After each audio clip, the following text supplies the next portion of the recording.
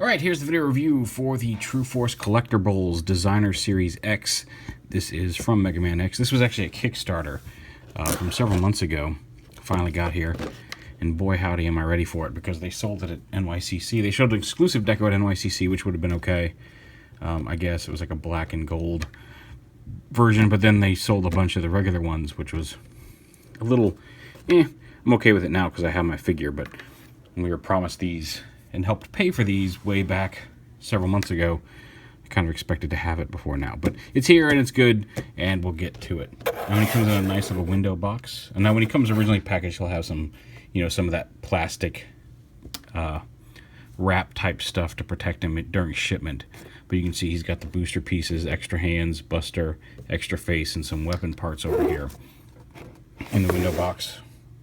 Some little schematics on the back, and some cool little bits on the rear of the box. So let's go ahead and get him open, and we'll look at him. And here he is. So there's the base figure by himself. We'll look at him real quick before we look at the rest of the stuff. But it's a really nice X. He's got some heft to it. He's got some die cast down here. That panel should be folded up a little better.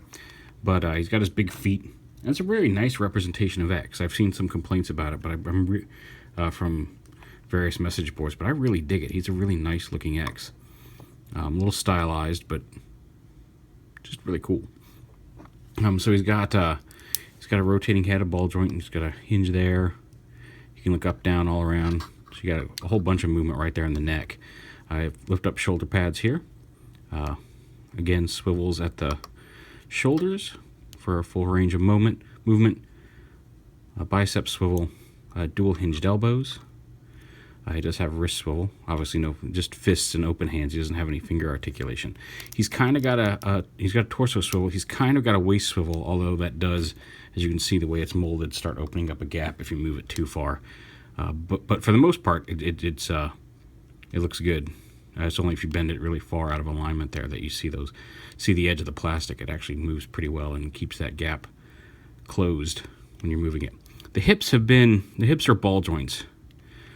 And they're a little stiff. I'm a little afraid to move them too much, at least without supporting them here at the swivel, because they're very tight. But there is a thigh swivel. You can see how the pneumatics work in his knee as you bend them. It brings out some detail underneath there. And the feet have a full range of movement.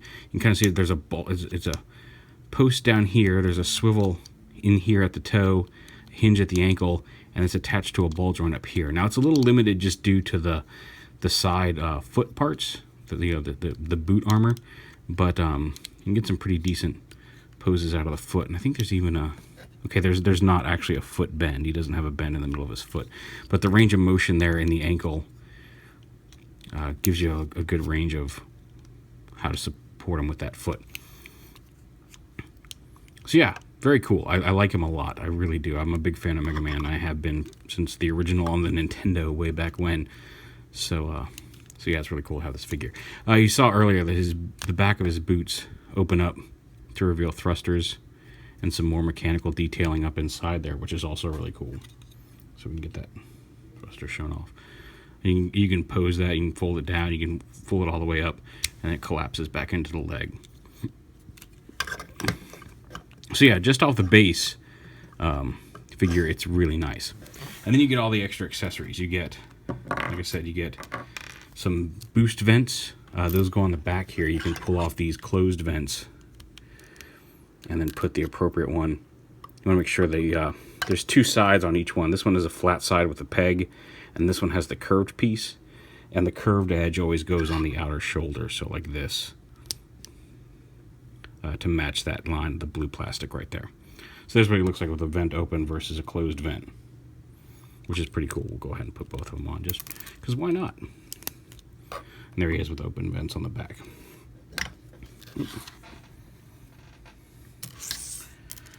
He's got, like I said, he's got the swappable face. So he's got a kind of stoic, static face. And he's got an angry face.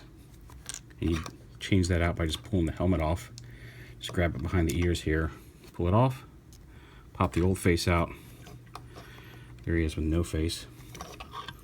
And the face just plugs in right there on the front. And then you just plug the helmet back on. Looks kind of Robocop-y. And now he's got his angry face. That's a shooting face. And speaking of shooting, he does have a buster arm, which fits on either forearm. I usually like to put it on the right, but you can put it wherever. You just pull it off. You can see there's a little peg that goes into the forearm here. And then you just take the buster piece and have it so you can see there's a solid part and then an open part. The open part goes facing forward on his arm because that allows the elbow to still function. So now he's got his buster ready to shoot some guys. You want to have him aim his buster. Again, either you get 2 of these open hands versus the fist, for whichever side the buster's on, so you can plug this on here.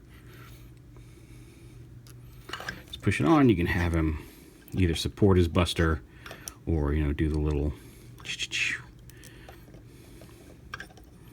shooty pose like that, or just have his hand kind of thrown back in an open way. However you want to do it. But you can swap out the fists. And it comes with these weapon parts, and actually, in order to do all the weapon bits, we'll open up. You get a little baggie with some stuff in it. Inside that baggie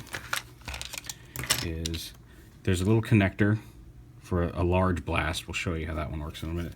A base stand, 2 clip rotating, and you can actually, if you want to have this more in a horizontal position, you slide it out a little bit, and then there's a little groove in there that allows you to lock it into a horizontal position. Like if you're going to have him in an upper, like up in the air pose, it locks it into place much better to support that, so it's not swiveling from the weight. It actually locks in place, which is really nice.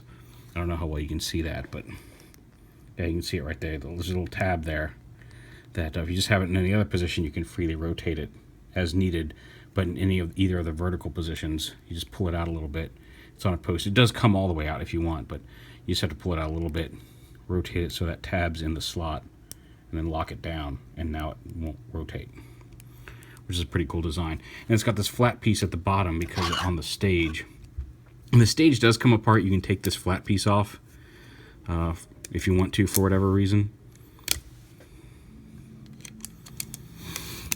But these are designed to sit. They just slot in, and you can see there's some tabs here, and there's a notch in this, so you can set it. You can set it in the middle, and allow it to have a little bit of slide to it, where you can latch it in onto one of those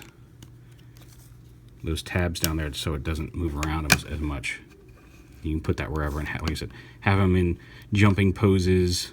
There's a hinge here, and a hinge here. It rotates at the base.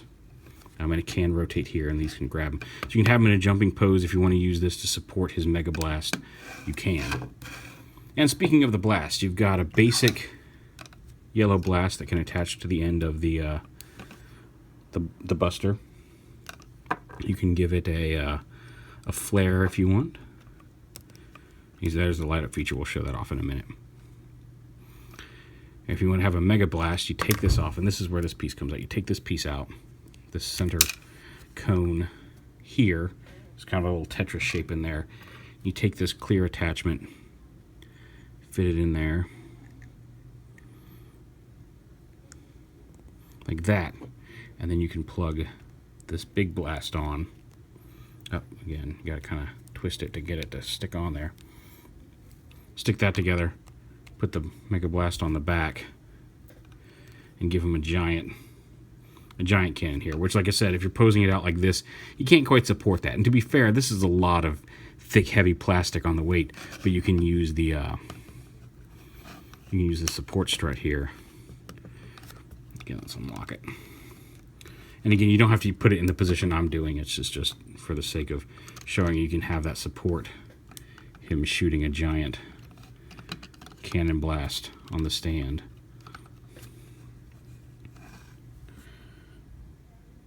Which is pretty cool.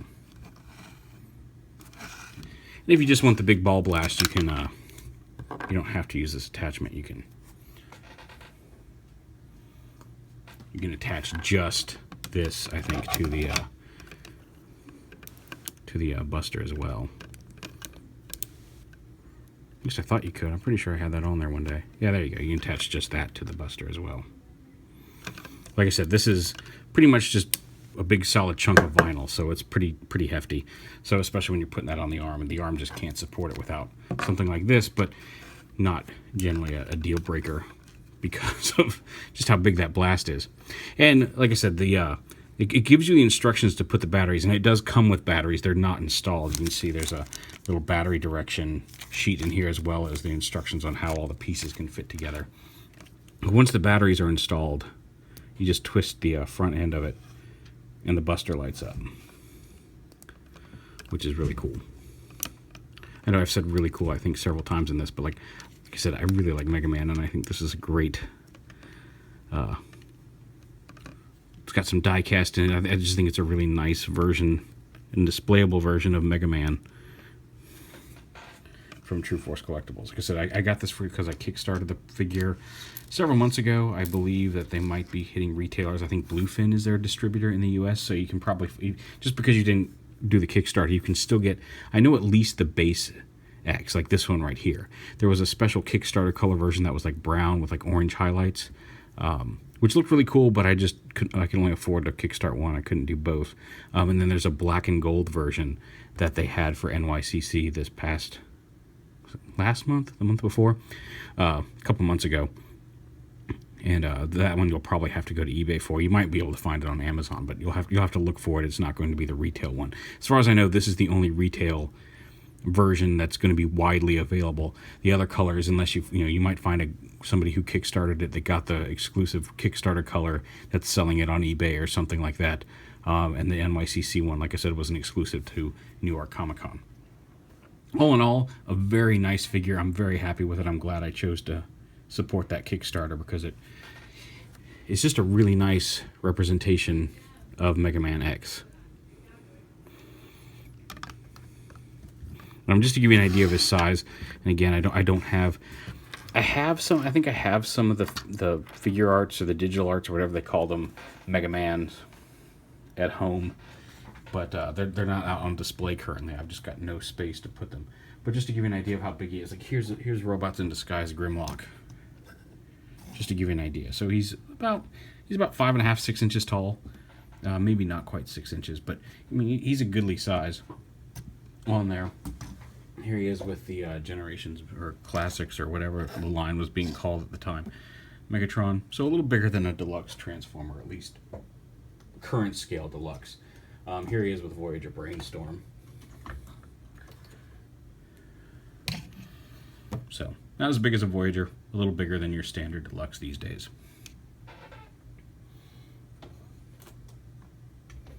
So yeah, that's the Designer Series X from TruForce Collectibles.